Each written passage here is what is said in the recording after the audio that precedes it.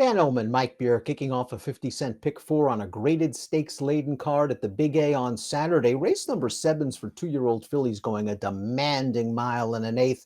It's the grade two, $250,000 Demoiselle. Let's take a peek at this field and distance, Mike. This is one of the key components of this race. It really is. It's going to be very interesting to see how well some of these horses handle it, because it is a big question for some of them. Maybe not as much a question, Dan, for the morning line favorite anyway. Life Talk seems like she's going to be fine with it. Maybe even the number 8, Ringy Dingy. I think that horse is going to be okay stretching out. The 7, the 8, and the 3 are the only horses in the race with prior two-turn experience on dirt. We'll see if the others can handle it, beginning with the number 1, Cozy Rags. After we look at a Timeform U.S. pace projector, Cozy Rags is a horse that should save some valuable ground from the inside, but is likely to work out a mid-pack trip. In this race every year, you have stretch-out sprinters that are going to be part of the pace. The 6, Caress, looks like one of them. Dolomite, the 2, I could see being close. Veno Rouge is also going to be close, adding blinkers. Yeah, Veno Rouge gets blinkers on, and she just ran and attempted a one-turn mile here. That pace was pretty competitive, and she was right up there most of the way. So I think she'll be forward. Caress, stretch-out sprinter here, third career start for George Weaver. That horse probably makes the lead.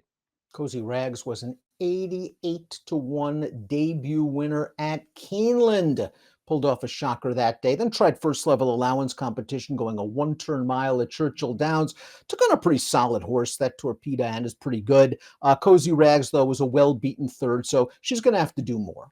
Yeah, you just have to take a pretty big step forward here. Maybe the distance will lead to an improved performance. Then I thought that was a pretty tough call to make her debut. I know she was a huge price, actually ran pretty well in there. It's not like she got lucky to win. She just happened to be best there at a huge price. Didn't run as well last time. Chad Brown is the number 2, Dolomite, well bet in both lifetime starts. Second going 6 furlongs at Saratoga, then scoring during the Belmont at the Big A meet at 2-5 when stretched out to 7. Here's Dolomite on the outside. She makes the lead. She draws off to win as much the best. The fig came back light. It sure did. Had a little bit of trouble in the debut when she lost as the favorite, but ran, okay that day, and then just comes back and absolutely smashes this field at 2-5. Good looking performance. Hasn't run a fast race yet. Distance is a big question. Not really bred to stretch out, Dan. The number 3 is Life Talk. This is your morning line favorite, coming out of an okay try in the Breeders' Cup Juvenile Fillies. Ran 4th that day at Santa Anita, scored around the 1.5 turn configuration of the chute at Saratoga in the maiden race. Just solid performances for a horse that doesn't need to be on the lead and should be staying on at the end. Yeah, that's what I thought. I mean, probably the distance is no real issue for her. So we'll see, how that all works out. Her Breeders' Cup, all in all, it was fine, Dan. She had an outside post. She never looked like she was going to win, but man, talk about being wide around the track. She certainly was. And she stayed on pretty well at the end to finish 4th. Not a bad performance. I keep waiting. I see that she has talent. I keep waiting for her to sort of put it all together and run a professional race. I thought maybe she would do that at the Breeders' Cup. She really didn't. She still looks really green to me, but it feels like there's some talent in there. Most of all is the number 4. Excuses for her first 2 starts. They had her going 6 furlongs, and that might have been short against a pretty talented horse in Candied at Saratoga. They tried turf second time out, and I don't really know if that's going to be her bag. This was her bag. One-turn mile over a wet track in an off-turf race at Belmont at the Big A. She runs off the screen. She's the only horse in this race that we're watching who was entered main track only. She got into a really good spot and is just ridden out through the stretch of this race. Wins for fun. There's a big pedigree here, Dan. She is bred to run races as long as they'll write them for her. So this distance is probably not a drawback for her. Now, this was a huge confidence booster for her, winning this race, as she should have, in the manner of a morning workout. And as you mentioned, the pedigree. This distance will be okay for most of all. And it's nice to know she seems adaptable to any kind of pace scenario. Veno Rouge is going to add blinkers. She was up close to the fast pace that Mike mentioned in the Tempted last time out, going a one-turn mile. All in all, I thought she ran very, very well. Now she's going to have to stretch out a mile and an eighth. The pedigree says she could do it. Yeah, exactly. I mean, probably a little bit of an underrated performance last time, because that pace was competitive, man. And she was right up there all the way. Did get tired at the end, but I thought she had a right to. The only real drawback I saw with her, Dan, is she broke her maiden 2 starts back in an off-turf race going a mile. I just didn't really think that she ran that well that day. Maybe she just needed the start. She's just going to get better again. I do think she has to improve again, though. Caress is a very expensive daughter of Connect, trained by George Weaver, stretching all the way out after two 6 furlong races. I would expect her to be on the lead in here. She was a tracking winner of her debut in New York. They sent her down to Laurel, and it seemed on paper to be a very good spot for her, but she was just a little bit flat. Yeah, didn't really run that well. I liked her debut though. I thought she looked pretty good winning first time out. We're sort of used to Weaver having, his first time starters ready this year. Danny certainly had her ready and didn't run quite as well last time. It's going to be interesting to see what she does here. She probably makes the lead. If they don't make her go fast, I'll just point out there is tons of pedigree to stretch out here.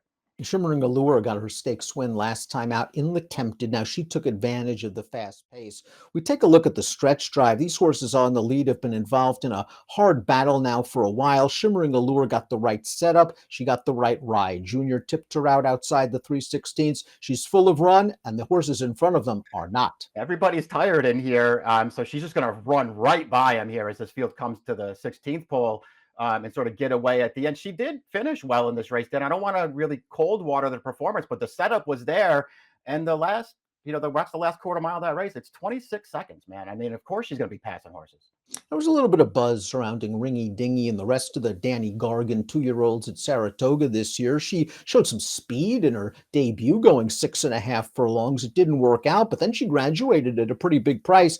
I like this spot that Gargan found for start number 3, the White Clay Creek. She got 2-turn experience against a much weaker field at Delaware, and the trip worked out. She's down towards the inside, but listen, she had to do it around 2 turns. She did it around 2 turns, and the Fig 2 starts back puts her in the mix. Yeah, exactly. I really that's the thing that I like about her, maybe even more than this race. And this is a good performance too that we're watching, Dan. I mean, she just blasts this field. She did get a good trip, but it wasn't going to matter. You could tell on the backstretch, Katie Davis could have went 5 wide if she wanted to, but she got through on the rail and won anyway. She was really good breaking her maiden 2 starts back sprinting.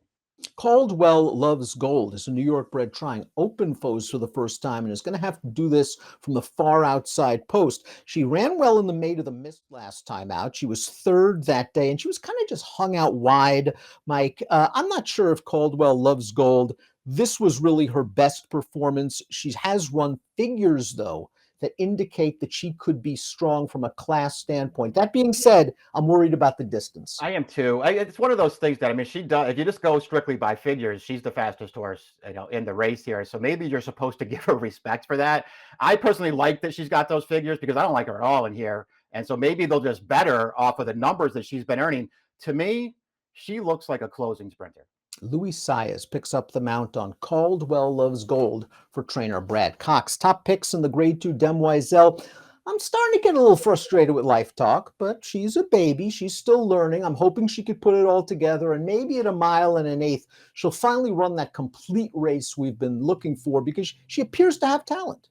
I agree. I don't have anything to add to that. I put her on top in this race. I just think more than anything else, maybe it's just a really good spot for her. If I bet against her, it's because the morning line holds up with Ringy Dingy, the 8. And if she's around 8-1, to me, that seems like a very fair price. Shimmering Lure should stay on at the end, but she did get a setup last time out.